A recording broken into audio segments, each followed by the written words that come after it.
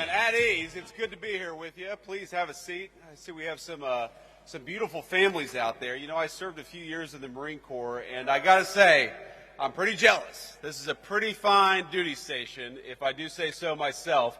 This is a beautiful country. I just spent the past few days here, actually. Some meetings, some downtime with the family, and we've had a very, very good time here in England. The United Kingdom, of course, is one of our great allies, so I think I speak for all the Pathfinders here. Is that right? When I say, and all of the Red Dragon folks as well?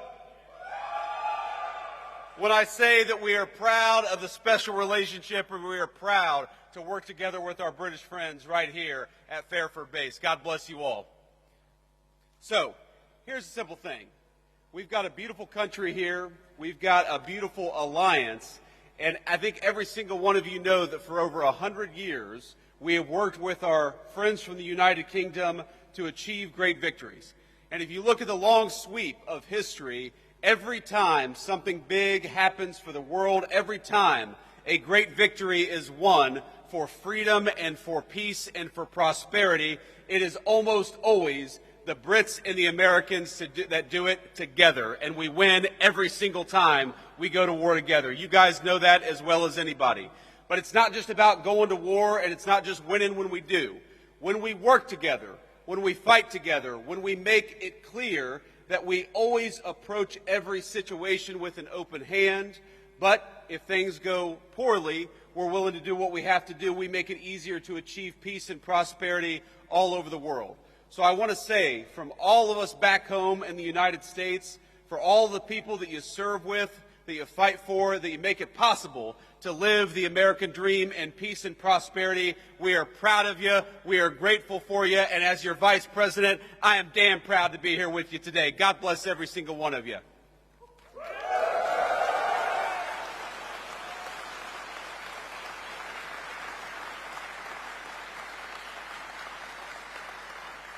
Now, it would be impossible for me to list every single thing that has happened just from this single base over the past 100 years. From World War I to our operations against terrorists in Yemen, the history of this base, of its mission, of all of the things that we've done with our friends from the United Kingdom, it is a very, very proud tradition. So I won't try to list everything that we've done, but you guys know the mission, you guys know the story, and you guys know the history. We have done so much with our English friends, with our friends from the UK, and I started I started the week at a place called Chevening with the Foreign Secretary of the United Kingdom, further south in the country in a county called Kent. And what we did is we worked on one of our most important shared security goals in Europe, which is the end of the war between Russia and Ukraine. The President of the United States came in 6 months ago, and I just talked to him right before I came on the stage, and he said very simply that we are going to make it our mission as an administration to bring peace to Europe once again. But as you all know, it is impossible to bring peace anywhere unless the bad guys are also worried that we've got a hell of a fine Air Force and a hell of a fine military to back up the peace to begin with. So what you guys do, even though you may not see it every single day, is you make it possible.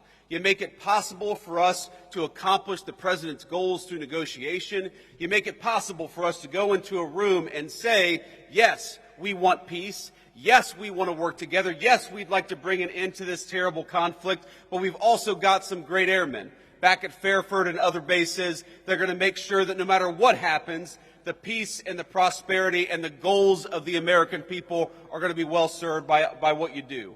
So I think if you look back at the last 6 months, if you look back at the number of lives that we've saved in Rwanda and the Congo, the President ended a 30-year war there. If you look at what we've done in the East Asia, where the President ended a conflict, in Serbia, Kosovo, where the President has brought peace to that area of the world, and now, in just a couple of days, with the President heading to Anchorage, Alaska, to try to achieve an end to this terrible war in Russia and Ukraine.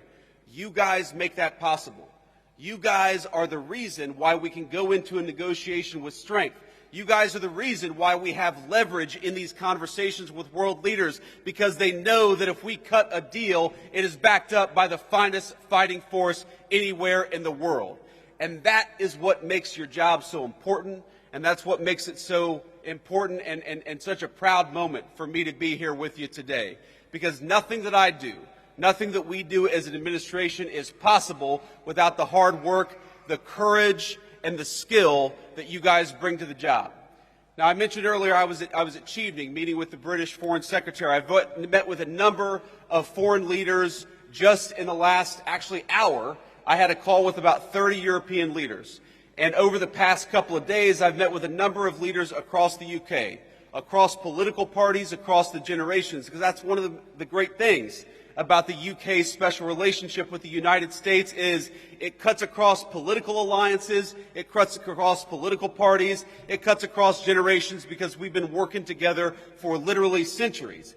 And you know what every single person that I meet often tells me? They tell me about how impressed they are by the skill, by the determination, and by the dedication of the American military. You all are what make it possible for us to do what we do. When Marco Rubio, our great Secretary of State, goes to engage in some diplomatic negotiation, he knows that he's got the great people of the Secretary of Defense standing behind him. And that fact, the fact that people are impressed by you, the fact that so many people are frankly afraid of you, is why we're able to do what we do as an administration. So I just want to say from the President of the United States, who again I just spoke to, and he told me to give you this message. We're proud of you. We're grateful to you. We know that it's not always an easy job. We know there are often long hours, but I hope you know that the peace and the prosperity and the safety of your countrymen depend on you doing a good job, and we are damn proud of the job that you do every single day. God bless you all, and thank you for having your Vice President here in the UK.